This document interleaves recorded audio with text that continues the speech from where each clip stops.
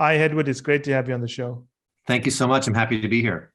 So, Edward, when we were talking, you told me you're in New York City, and I'm calling all the way from Singapore. So, since that New York was the epicenter of the COVID crisis, have things recovered since then?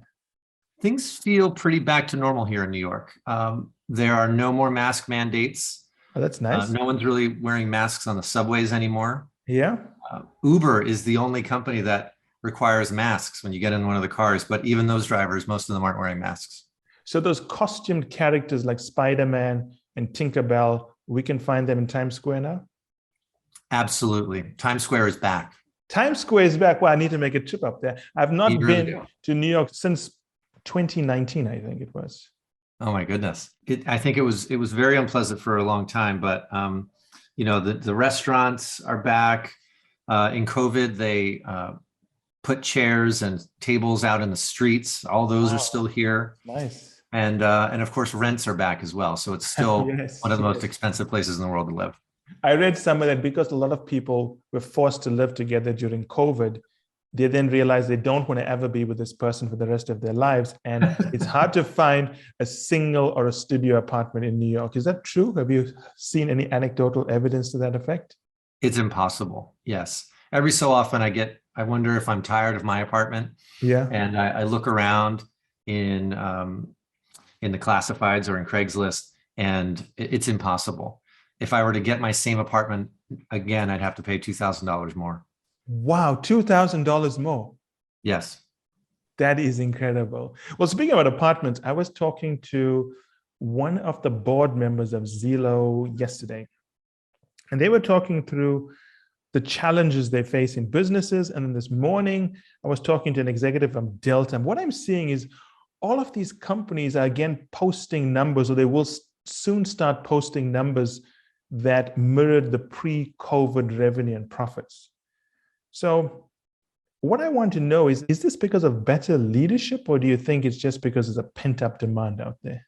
I would say it's mostly pent up demand. Yeah. Is that um, some crazy new leadership tactics that have been developed in a COVID bunker somewhere? I think some companies have gotten the message that they need to lead better and manage better. Yeah. And I think the great resignation has had a lot to do with that. Um, Employees have turned the tables on managers. And in the last round of reviews, it was the managers who were being measured in their performance rather than the employees. So some companies have gotten the message. But I would say most of the recovery we're seeing right now is just pent up demand. People just are really excited to get out and travel again and visit new places and buy new things. So, in a manner of speaking, leaders were tested during COVID in terms of how to respond to COVID, but in terms of being able to grow their business, motivate employees, and so on, they're getting a lift from the post COVID bump. There's a little bit of a post-COVID bump, absolutely. And we're also seeing that what some managers learned during the last couple of years is that they have to take employee mental health and well-being much more seriously. So we're seeing a huge investment in offsites, in team building, in coaching, right? Our business has never been better as well. And I think that's because leaders are realizing that the emotional integrity of their organization has as much to do with the bottom line as the quality of their products. So, let's talk more about mental health because it's a big topic. When I was a senior partner in consulting, if you talked about this, it could derail your career. It was seen as a sign of weakness. Yeah. But today, companies are embracing it. So the question is, what are they doing exactly to address mental health issues? I see it everywhere, but what are they doing? What are the best practices? A lot of the best practices involve, well, one, as you just said, demystifying talking about Mhm. mental health. In a lot of our work and in a book we just wrote recently, it's all about having more connected and honest conversations in the workplace. I think for decades, we operated under this assumption that everyone had to have, quote, executive presence. They had to look Yes, I perfect, remember that. right? Yeah. We had to dress well. We had to have that firm handshake. We couldn't let them see us sweat. Remember that term as Wear well. Chanel number 5 and And all kinds of things. And today, employees want to be able to talk about what's actually going on. That's what makes them feel safe. That's what makes them feel seen and heard. And ultimately, it's what makes them feel committed and creative.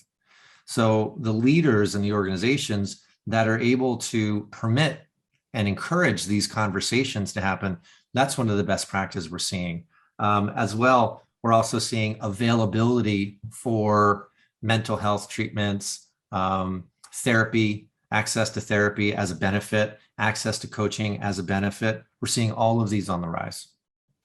And do you feel there's a two parts to this question? I'm going to break it up for you. I'll do the first one and then I'll do the second one. I've been around long enough, and I'm sure you've been around long enough to remember when the big focus in the workplace was gender equity and gender inclusiveness, getting women involved. Mm-hmm. And then the shift was towards diversity. All of them valid and all of them are unfinished. And now the shift seems to have gone towards mental health. Is it just the next big thing, or is this real? I like to think of this as more like steps on the same path. And that path is leading towards employees feeling safe, included, and creative, because we are considering gender inclusivity. We're considering racial inclusivity. We're considering sexual orientation inclusivity. And now we're also considering conversations about mental health as being common in the workplace. Yes. And I think that employees have realized that hiding how they're feeling and hiding who they are both very dangerous and very damaging. It doesn't make anyone feel committed to a workplace if they feel like they can't be themselves. And there's this myriad of ways we think about diversity now, and all of them are valid, and all of them, I think, are leading companies to having even better bottom line results. I like the way you phrase it. I haven't heard anyone phrase leadership that way. You need to find a way for employees not to hide themselves. Mm-hmm. Mm-hmm. And I've never heard that before, but it makes a lot of sense, because at a certain point, you always migrate to your identity. You try to fight it, but if this is who you are, this is who you want to be all the time. Right, right. You want your employees to be expending their energy, being creative, being committed to making a sale, being committed to making customers feel good. Why should they be spending half their energy hiding who they really are? So this is interesting, because often when we talk about COVID, we talk about the stress of working from home, but it seems as if there were all these stresses before COVID. It's just that COVID has forced us to talk about mental health. That's right. Absolutely. And COVID made us talk about mental health because it became a much more acute problem and a much more acute conversation, right? For the first time, we had people unable to leave their apartments for weeks or months on end. Yes. Cooped up with their loved ones or unloved ones by the end of it, cooped up with their kids and expected to work ungodly hours, right? We used to be able to commute to the office, work 8 to 10 hours, commute home, and have this separation between our work life and our home life. And for the last 2.5 years, there's been no separation for most people. It's been one continuous stream of work from home. And now we see employees saying enough is enough. So they want to change the conversation. They want to talk about work-life balance. They want to talk about what hybrid work really looks like. They want to talk about burnout. They want to talk about mental health. And smart employers are listening. Yes. So when you talk about leadership today, has leadership changed before COVID? What has changed in leadership with all these dimensions a leader now needs to take into consideration? I think the most important thing that's changed is employers used to think, some employers used to think that employees should feel lucky for having a job here, right? Yes, that's that true. The employers were giving the employee something, an opportunity, a career. That story has changed quite dramatically, especially in places where, and in industries where recruitment and hiring has become almost impossible. Yes. Tech jobs, engineering jobs. A lot of the big tech companies have had real hard time hiring in the last couple months, coming on to a year plus now, because employees have realized we actually have a lot more power in this conversation than we Karl ever Marx would be so happy to hear that. Labor has finally triumphed over capitalism. Isn't that interesting? Isn't that interesting?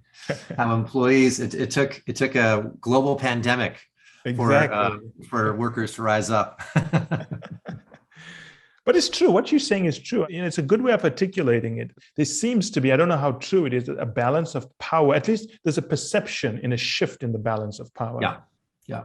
Now that all might change. I think all of these systems and dynamics are cyclic or cyclical. Yes. We are starting to see, the conversations about a potential global recession, right? Yeah. Some of the larger tech companies have frozen hiring. So it's the early whispers of a potential change in the tides again. But for now, employees still have a lot of the power in those conversations. I think in April, it was a record month of employees who left their jobs. 4.4 million people in the United States left their jobs voluntarily. So it's not as if leaders have become more benevolent after COVID. It's because of the shift in the power structure that they're forced to change the way they lead. Is that a good way of summarizing? I would say they realize they have to become more benevolent. I think they realized that they were taking employees for granted. I think they realized that some of the expectations around performance and around some companies have been operating in wartime mode for years on end. Yes. Stressing people out, burning people out. I think they realized that balance is part of the employee retention strategy.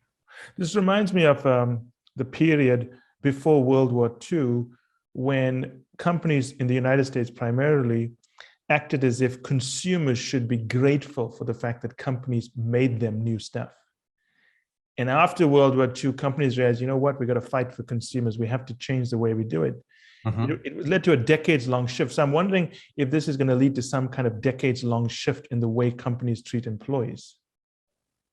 It's a really interesting observation. I hadn't made that connection, but you might be right. We might be seeing a very long shift where employees, by nature of being able to demand that they work from home, being able to ask for more freedom, by being able to ask for better wages and benefits, will have more power for longer. And it could last for a very long time, because the 1990s were characterized by the fall of the Berlin Wall, which brought a lot of talented tech workers from the former Soviet Union onto the market. We also saw China enter into the manufacturing space and all those low-cost laborers entering into the market. But both of those influxes of cheap labor have now disappeared. Right. Absolutely. So it looks as if it's a secular trend as opposed to something that's a COVID blimp or COVID change. But shifting gears a little bit, right? So thinking through the economic reasons why this is happening, what do the good leaders do in this situation to connect with employees, keep employees, bring out the best in employees? What are they doing well? Well, what we've realized is that employees are not leaving in the Great Resignation because of comp or benefits. Yes. They're fleeing from toxic work cultures, right? They're fleeing from bad bosses, frankly. Yeah. And the best leaders, the best employers out there are investing in new leadership programs. They are training their leaders to be better, to be more compassionate, to be more human, right? They're developing new programs for coaching and training that elevate the entire organization. And by helping people understand that the employer actually cares about the employee's personal and mental well-being, that is one of the things that makes people stay. Because it's so different than how they felt for the last 10 years. Maybe it's an incorrect assumption, but let me lay it out here, right? So you have a situation where people quit their relationships personally because they realize it's too much. Mhm. Then they're quitting bad relationships with their bosses. It's almost as if it's not just a response to their workplace, but it's a change in what people have chosen to value. I think you're right. People have begun to realize that they don't have to accept mediocrity in their Yeah, I like relationship. that. Yes. They don't have to accept mediocrity in their employment. They don't have to accept mediocrity in their living situation. People are moving all over the place. They say, you know what? I don't want to live in a studio apartment in New York City anymore. I would rather live by a beach Yeah. in North Carolina or in California, and I'll do the same job from there. And I'll have a better quality of life and make just as much money. You know, people are optimizing. I think that's as sad and hard as the last 2 years have been for millions of people and millions of families around the world. It's also been a reckoning for a lot of people when they've realized I have more options than I gave myself credit for. And they're starting to take advantage of those options. Yeah. I mean, if I was a smart leader, and I hope I am, I would like to see that my people are going through this major psychological change. It's really hard for them. It's new for them. It's not just work driven, it's also personal. How can I help them? As opposed to thinking this is just about me and they're not happy about me. It seems that they want greater change in their life. Yeah. And I don't think many leaders are thinking in that way. They always see it as, how do I get this person to work and generate so much return for what I'm paying them, right? It's almost a very functional view of leadership. That's right. It's an extractive view of leadership. An extractive view, I like that. And extraction like industries. how can I get more labor out of every unit of employee, right? And the better leaders now are thinking of themselves more as gardeners. I like what that. does this employee need to blossom? What does my team need to feel safe, to feel committed, to feel creative? And it's those employers who walk around they walk the floor of their office, or they talk to people over Zoom like a gardener moves through a garden and observes the different flowers and say, well, this one needs a little more light, this one needs a little more water, this one needs some fertilizer, as opposed to putting your flowers on a performance improvement plan. It doesn't work that way. Yeah, what you say is a very insightful point, and I'll unpack it because, like you, if you've been long enough in business, you notice that every decade goes through certain trends. It was a period when most CEOs that were being sought were people who had M&A experience because American companies were going international, buying companies and so on. And it seems like right now, one common characteristic of leadership is not about the superstar CEO who gets all the attention, but it's almost someone who works behind the scenes to get the most from their employees. Is that a good way of thinking about it? Yes, it's the leader who focuses on empowering and holding up employees. Those are the ones who are succeeding right now. Jack Welch is. I knew you'd bring up Jack Welch. I knew everyone brings up Jack Welch, but he's a good example, right? Yeah, he was the first superstar CEO, right? Yeah. And my dear friend David Gels just wrote a book about how Jack Welch actually, if we think about his true legacy, he can be thought of as the man who single-handedly broke capitalism, in that he was so focused on short-term performance that he eradicated the culture at GE, and his acolytes, the people who followed him and learned from him, went on to lead companies like Boeing and others. 3M, everything. Where this, what used to be a culture of quality engineering turned into a culture of hitting the earnings numbers and pleasing Wall Street. And we've seen that take over. Sorry, Edward, is that book out at the moment? That book is out, and it is called The Man Who Broke Capitalism, I believe. I've got it around here. It's written by your friend. Yes, David Gels. Okay, I'm definitely going to try to get him onto the show. Gelles. I'm going to try to get him onto the show. I think it'd be good to have him talk about. He's fabulous. He writes for the New York Times. He wrote the Corner Office. We'll reach out to him. Thank you for that. But continue with this hypothesis you have, because it makes a lot of sense to me. Well, the idea being, for the last 40 or 50 years, we've seen this shift away from companies being a place where employees could feel safe and creative and could build a career, and they could, if they wanted to, spend their entire lives working for Yeah. one company, and they felt like they were part of a family, right? We have a loyalty problem right now in Silicon Valley and other companies. I think from what I read recently is the average tenure for an employee right now is 18 months. Wow, that's low. Right? That's very low. How does any company where the average employee only stays for 18 months, how do they have any institutional knowledge? How do they have any consistency, any continuity in relationships from employee to customer, Yes. right? And employees feel like they can just bounce around because if the employer is going to treat us just as a resource, we're going to treat them just as a paycheck. Yeah. And what we're seeing now is some companies, gratefully, a lot of the companies we work with are starting to see much higher retention.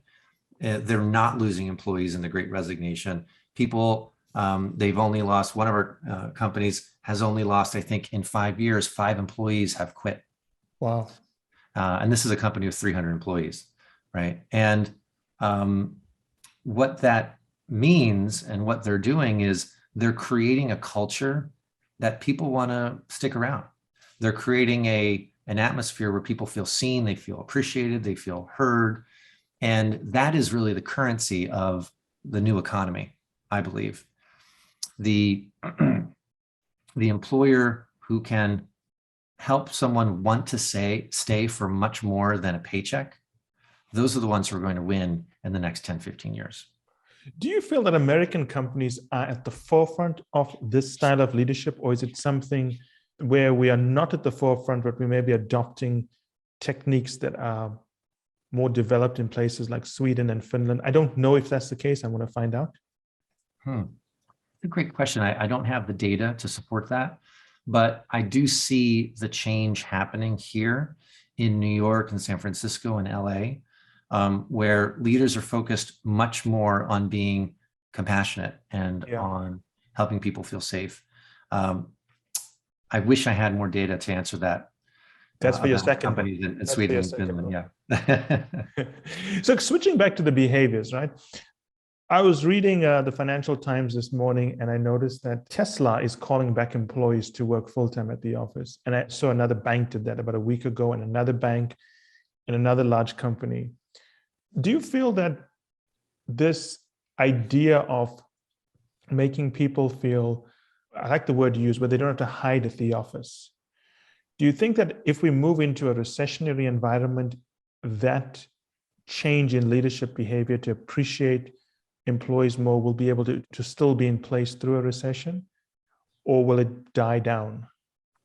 I think that it has to stay in place during a recession, because it is during a recession when people feel most uncertainty. And when people feel uncertainty, they're triggered into fear. Yeah. And when they feel fear, they are likely to get into squabbles. They're likely to get political. They're likely to feel less creative. They're likely to be looking around for new jobs. So the smarter leaders right now will be circling the wagons and making people feel like whatever's happening out there, you're safe in here. I actually like that. You said something very insightful, and unpack it for the audience.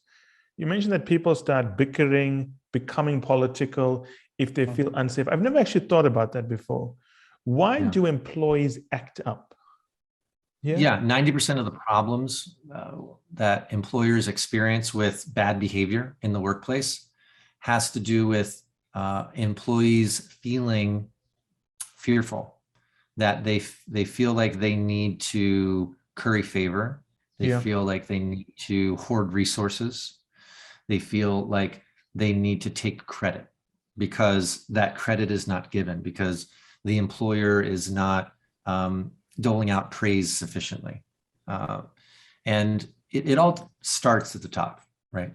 If you have an employer who makes people feel appreciated, who shares a vision that and get behind and get excited by, an employer who shares when he or she feels vulnerable, and makes employees feel like having emotions at the office is okay, What you said should be so obvious, but it's not obvious, because if you extrapolate this from a business relationship to a personal relationship, I mean, when does your girlfriend throw a clock at you? When she's unhappy, right? Guys or girls, I'm using a girl example here, but Sure. people only act up when they have a reason to act up. Right. When they feel like Exactly. things are unclear or uncertain, right? When people feel clarity and certainty in a relationship, things go well, things go smoothly. But when there's uncertainty, people start squabbling. They start fighting over who did the dishes or not, or didn't do the dishes, right? We start inventing things to fight about because there's an underlying tension that's not being addressed. And that underlying tension is, are we going to be okay as a company? Is my paycheck going to come? Does my boss think I did a good job or not? And for some reason, some companies that we've worked with over the years, they believe that giving out too much praise is demotivating to employees. They think that employees need to feel just like on the verge of being, very fearful. Yes. Now, a little bit of fear in a system is good. Yeah. Studies have found that a little bit of fear is motivating. It gets people feeling sharp and like on the edge of their seat. It's like having a good competitor, right? It rallies people like, let's go. Having too much fear in a system leads to shutdown. It leads to squabbling. It leads to toxic behavior. So it's really the job of the employer, of the leader, to moderate, to make sure people feel enough heat that they get up out of their seats and are excited to work, and they're not bored, but not so much fear that they just shut down. The way you worded it makes a lot of sense, because if you think about it, we use the word relationship with your manager, boss, but we don't understand it really is a relationship. And it's a relationship that determines your retirement, your income, the kind of life you can have. But largely for a long time, it's been a very one-sided relationship where one party has almost all of the power. Mm-hmm. And that obviously leads to a situation where there's tension, there's angst, there's anxiety, and so on. I mean, the way you articulated it would be nice if more leaders thought about it that way. Yeah. They're not managing a department of 100 people. They have 100 relationships. They really do. They really do. And in our work, we help leaders treat them as individuals. That's really the focus of our work. Yes. As coaches, is helping leaders understand that every individual has a different set of needs. Every individual has their own fears. They have their own gifts. They have their own dreams for themselves. And it might sound not scalable to treat everyone as an individual. We want to just standardize and create one policy for everyone. But what that does is it makes people feel like, well, if I'm not treated as an individual, there's no reason for me to act as an individual, right? That might work in the military. You want everyone to get in line and just follow orders. Yeah. But that doesn't work in the modern economy when, with knowledge workers, you're really relying on people to be problem solvers. You're relying on people to help you see around corners as an organization. If they don't feel like they're being treated as individuals, they're not going to feel motivated to solve a problem that they see. They're not going to tell you when they smell smoke. So you're always going to be putting out fires. It's a good example. Even with the military today, it's not about everyone falling in line. Military doctrine now calls for units at the front line to make decisions on their own and pull in support from leaders, as opposed to some commander barking orders into the phone. But when you talk about treating employees as individuals, I remember when we first started off working with customers and customer segmentation, they all told us it's impossible to treat customers as individuals, which was true at the time when technology was, based off mainframe. But then as we moved to digital, AI, and so on, and you had systems and processes to look at what individuals are doing, recommend things to them uniquely. Now everyone talks about treating customers as individuals. But I never had any conversation with any leader in the entire world where they spoke about treating employees as individuals. Isn't that amazing? As you said, with all of the access to data about customers, we know a lot more about our employees than we do our customers. So there's no reason we can't be treating them as individuals. I mean, if you go into the Financial Times, there's all this talk about digital and you have all these apps. And you can see if a customer goes onto the Disney side, this is where they went before, this is where they walked, this is what they bought. You could cross-sell something to them. But why don't we have those discussions about employees? I've never seen that discussion in any business newspaper about, okay, we know what our employees are doing, we know where they come from, we know where they work, we know their kids are going through this at school. We have all this data in our mainframe. It shouldn't be too hard to figure out what they need, right? It really should not be. And I think the problem is, has been seen for a long time as taboo to get to know your employees too much, to ask them. Yes, that is true. Right? That is actually true. Like, I'm not supposed to know anything about your personal life aside from maybe the name of your wife and your kids. Yes. And that's about it, right? Just come to the office, do your job, I'll do my job, and we can go home and have our private lives. But that is a myth, especially in today's economy when most people are working from home, if not full-time, at least part-time, right? We spent the last 2 years peering into people's bedrooms and living rooms through Zoom. Sorry, not to sound creepy, but and suddenly we know that they have good or bad taste in decor, right? We know that they are messy or they are clean. And it's actually by knowing people more, by knowing people well, that we're able to understand them as human beings. And if we understand them as human beings, we can motivate them as individuals. We can give them the projects that they will be uniquely exceptional at, as opposed to just dole out work indiscriminately to employee number 527. Yeah, it's interesting you would say that, because I'm a person who never likes to attend any meetings ever, anywhere in the world. I'll call in by audio and I'll put it on mute and the rest of the team will speak.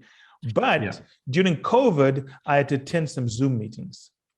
And let me tell you something, as you said very rightly, to see someone in their home, to see the kind of things they have to deal with, to see what is their wealth profile, to see how they live, it completely changed my perception of my team. Absolutely. I could really understand what they go through when I can see that someone in the background is making lunch because they don't have a big enough house to separate the activities. Mm-hmm.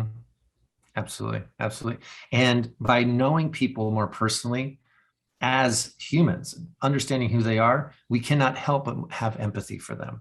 And when we have empathy is the human characteristic that draws us together, that creates bonds.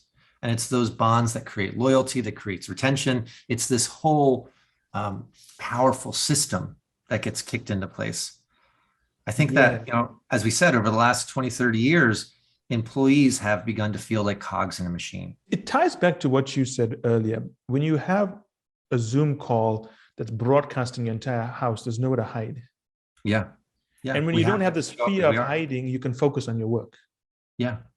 So in some sense, if employees are done hiding, then it's up to employers to really see and understand who they are. Yeah, I remember I was in a Zoom call once with someone for work, and this lady's son came and wanted food. And I think to myself, if this had been in a normal work situation, she would be messing us and telling us she had to go home for an emergency. And we'd be wondering, what is it? Is it a real emergency? But with Zoom, you can actually see her life. There's no judgment.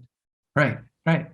And isn't it darling to see a colleague's children or and their dogs, actually, their dogs. Yeah. It's created so many moments of levity in a very heavy time. And do you notice how the tone of our discussion has changed here? We are talking about leadership, but we're talking about understanding people. Yeah. We're not talking about how do we get their output out? How do we teach them skills? No, it's about we understand this person. We can see what their life is like. How can we help them? That's exactly right. That's what we call leading with heart. You've got an MBA, I've seen your background from Wharton, but you were not taught any of this at Wharton. I know that for a fact.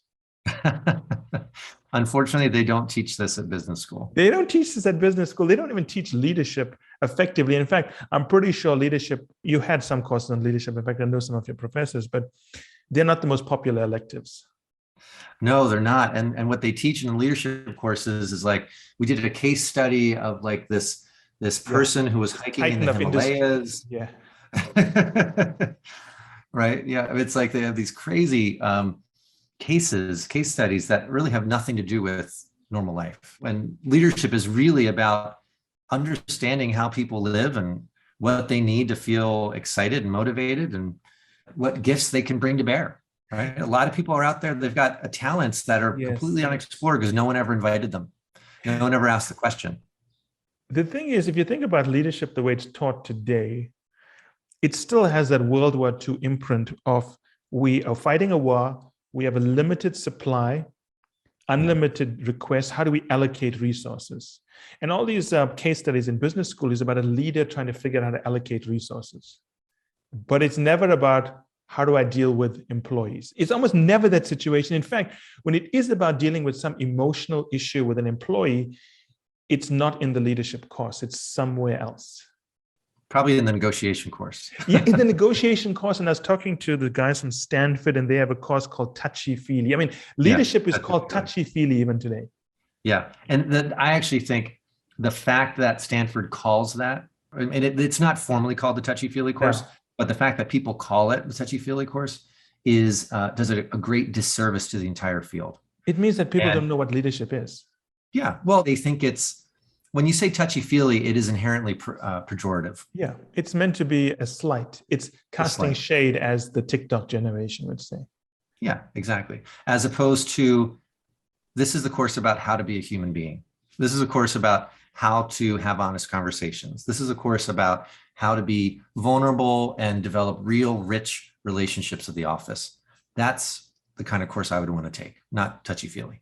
Yeah, it's the same thing, but it's the way it's worded. Exactly. Language matters, right? Language leads to changes in our chemistry, in our body language, and so on. If you call something touchy-feely, you've already decided it's not worth your time. Yeah, it was called touchy-feely by someone who was very resistant to the content and was, as you said, casting shade. Yeah, casting shade. So we can speak the millennial or it's a generation. The language of the kids. Oh, you've got kids. Okay, then that makes sense. So before we wrap up, I have just a few staging points here.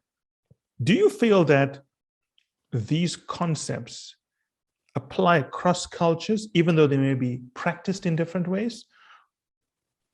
Or do you feel that they are more relevant to some cultures? I think some cultures are more receptive to these concepts than receptive, others. Okay. Right. I think all human beings like to feel seen and heard and loved. Yes. Everyone loves that. I think it is a human constant. It's just part of the human condition. But whether or not they feel that is culturally relevant or allowed, I think obviously depends on the culture. Here in the United States, we can even see regionally that individuals are more receptive to showing up to work as themselves in some parts of the country as opposed to others. And I imagine that, as many of your listeners are around the world, across Asia, every country will have its own different set of rules, quote unquote, as to how we're supposed to show up at the office. And I'd be interested to hear from some of your listeners how that might be changing, how COVID has changed how people are showing up in China and Singapore and Korea and Japan in terms of, and India, and in terms of, has it softened? Yeah. Are people having more honest conversations now? Or has it actually forced us to be even more shy about who we really are? Yeah. Well, what you said makes sense. It's every leader should lead with heart everywhere in the world, but the mechanism to do it will be different because cultures are different.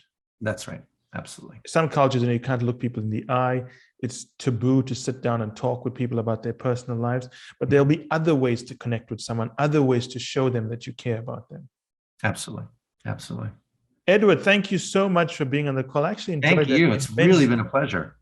That was one of the best conversations I've had this year. Thank you so much. Hopefully we'll have you back on the show soon.